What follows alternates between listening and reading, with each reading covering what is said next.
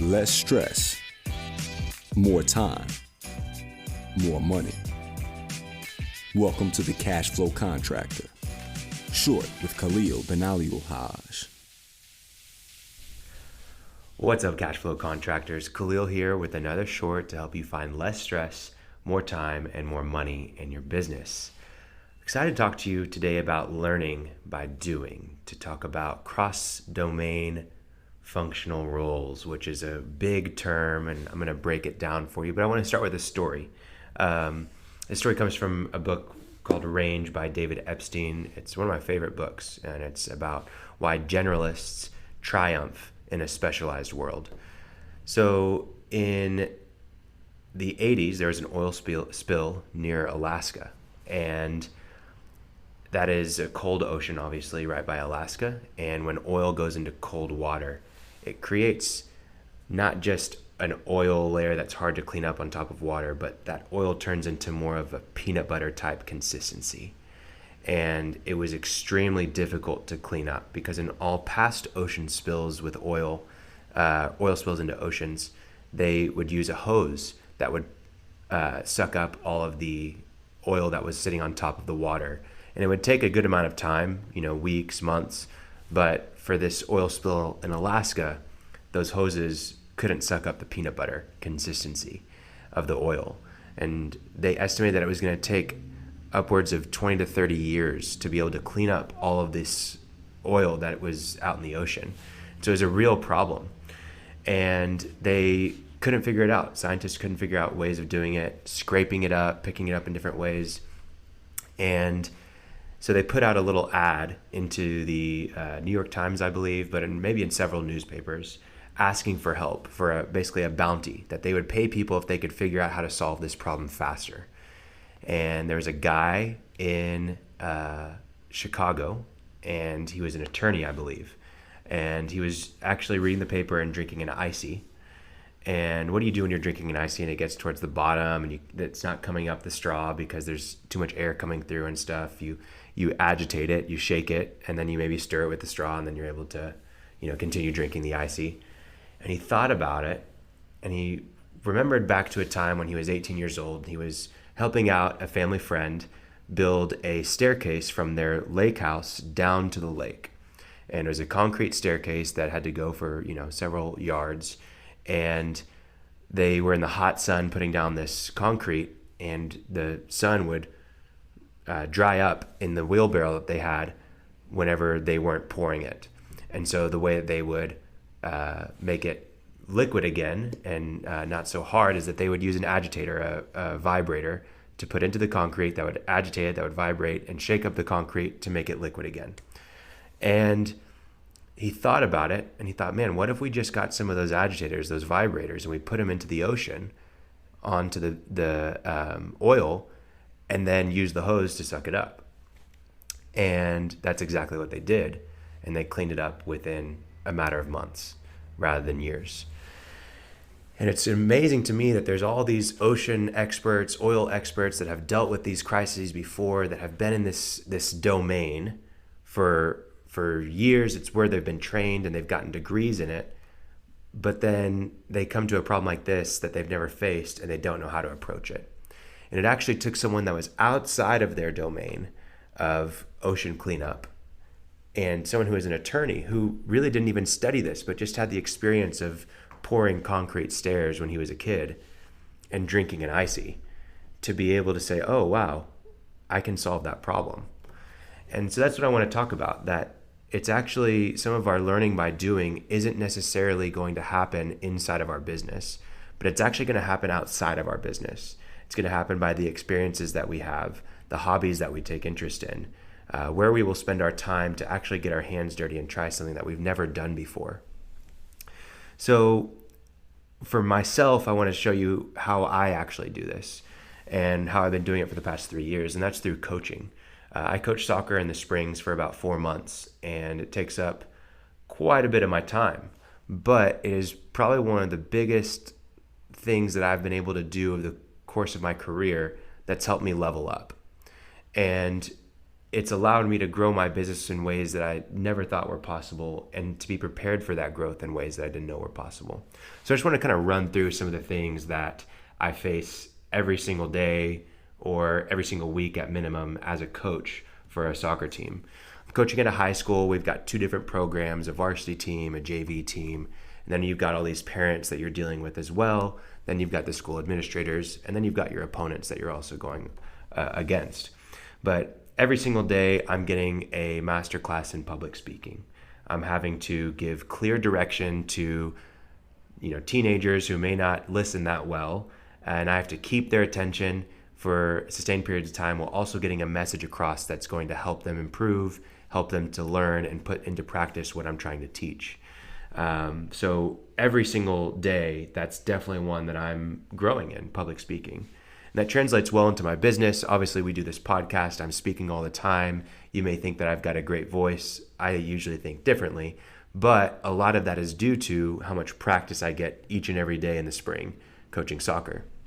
It also helps whenever I'm going into sales meetings. I'm able to talk fluidly. I'm able to get ideas across really well for my business because I'm getting so much practice selling myself to these kids as their coach and selling them on ideas and how we're going to be effective in winning games.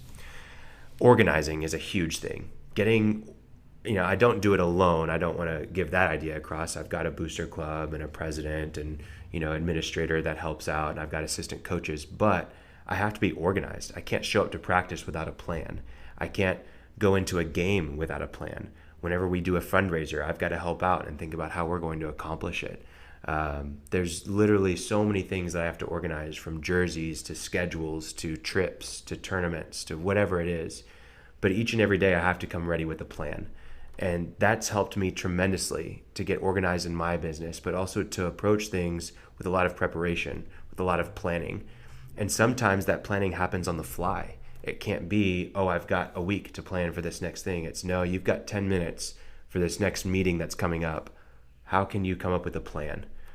We've got this problem. How are we going to solve it? All of that comes through coaching. I get to see it every single day. Managing. You're not going to start a business and immediately have 40 employees unless you're getting, venture capital funding and all these different things. For most people, their first experience managing is maybe a year into their business, maybe 2 years into their business when they hire their first employee. And even then, it's a very intimate relationship with that employee that's maybe shadowing them or following them each and every day. But what coaching has allowed me to do, it helps me to manage a coaching staff, but also I'm managing the players on a high level for, different programs that I don't get to see. Like the JV team I don't work with, but I'm responsible for them. And so I have to delegate and trust that the assistant coach is going to do well. And then I also have to give them a plan and then follow up with them and see how they're doing. And then I'm managing all of my players as well. So I get to manage 45, 50 people easily every single day when I'm coaching. And I don't have nearly that size of a team now, but we've got about 7 people and on our team at Benalioulhaj, and I'm able to manage them a lot better because of the experience that I have with coaching. On and on this goes, analyzing games and being able to come up with solutions in the moment and strategies of how to attack the opponent or whatever it is. Same thing can happen inside of business where I'm having to analyze in real time and then come up with a solution in real time or a strategy in real time. Being able to teach effectively. There's so many different areas that I learn in that domain of coaching, but I bring across to my domain of business. So that's something that I take from coaching and something that I've applied and that I learn by doing. If I were to try to learn a lot of these same exact things outside of coaching and actually just inside my business as a marketing agency, it would take me a lot more time to learn how to manage big teams. Well, that's going to take me years to build a team that big. To learn how to think in the moment, and come up with a strategy and analyze, to work on public speaking, it would take a lot of different ways of implementing that in my business, to learn those things. For a lot of people, if they want to be able to manage 20 people, they can't just jump into that role. They have to have some management experience. Well, can you get that experience in a different domain, across domains? So that's kind of my my encouragement to you throughout all of this, as I talk about everything that I've learned through coaching, what are the experiences from your past that you can also apply now or in the future in your business? What skills do you have that are across the domain? Maybe you're an electrician.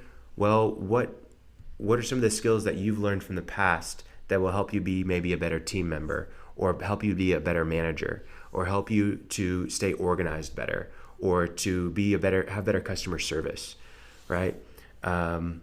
Those are just like the oil spill from in Alaska in the 80s. The guy took from his past when he was 18, and then in his present when he was drinking this Slurpee. What can you do to take from your past experiences and apply them now to help you improve your business and grow your business? And also, how can you put yourself in different experiences? How can you put yourself in different domains that will also help you now in your business? Like I'm doing with coaching in the spring, that's helping with me year round with my business. And lastly, how can you apply these same principles to your business in the cases of hiring, in training, and even planning? Whenever you hire someone, if you're a roofer, are you looking for someone who has roofing experience? Or are you going to look for someone who has maybe experience in a different domain that you can teach some small skills that will then help you amplify what you're doing today in your business and bring a different perspective to your team and help you solve problems differently? It's so common that you see that. A big one is with military. So many trained military people will then go into the business world and be super successful because they apply the same principles and the same techniques that they used in their military position into the real world, and they bring a new approach, a different perspective that is fresh, that is innovative, and it really helps in the professional world. And many employers seek out military people for that very reason. Same thing with athletes. They like the discipline that athletes may have and the competitive nature that they have, and they look to hire athletes because of that. How can you apply that to your business with hiring? And then even with training, rather than just sending your guys or even yourself into the same industry-specific training over and over again, what are some other trainings that might be applicable to you and your team that are in a different domain that'll help you approach your business, your industry differently than the competition? And lastly, with planning, how can you plan your company to be different than others? What I mean by that is, you're in this one domain right now. Maybe, for example, you are that electrician. Well, you're really a service contractor. Can you maybe jump into HVAC or into plumbing by hiring a plumber and applying the same things that you do in your business today, as far as the scheduling, as far as the pricing and the business end of things, essentially, but then apply those same tactics into a different domain like plumbing or HVAC, or maybe a handyman service, whatever it is. Can you use cross-domain functionality inside of your business for hiring, training, and for planning? So I hope that this inspires you in some way. I hope it recalls some information to your mind of things that you've learned in the past from different experiences you've had, or things that you're doing today. Maybe it's a hobby you have that you love to do woodworking on the side, and that actually helps you to understand things better in your business, whatever that might be. I hope that it brings those things to mind and helps you to see them a little bit differently. Sees your different experiences not as a burden, not as something that takes away from your time in the business, but maybe helps train you and prepare you for things that you couldn't be prepared for otherwise in your business. So go do things, learn by doing, and do things that are different, not just things that are so specific, because generalists have a better understanding of the broad topics, and that is very helpful in a business setting because you have to be creative and adaptable and agile, and it's not always cut and dry like a very clear game where like you're playing chess and there are rules and there's certain spaces you go in. Business is ever evolving, always changing, and you have to understand the broad picture, not just the specialized one. So I hope this was helpful. I appreciate you listening and following along for our short episodes and all of our episodes. We're happy to have you in our audience. Please continue to like, to comment, to subscribe, to share all of this content with your friends, with people that you think this might be helpful for. and help us grow the Cash Flow Contractor. And yeah, hope you find less stress, more time, and more money in your business. Thanks. Thanks for listening to The Cash Flow Contractor. Check out our website in the show notes or visit thecashflowcontractor.com.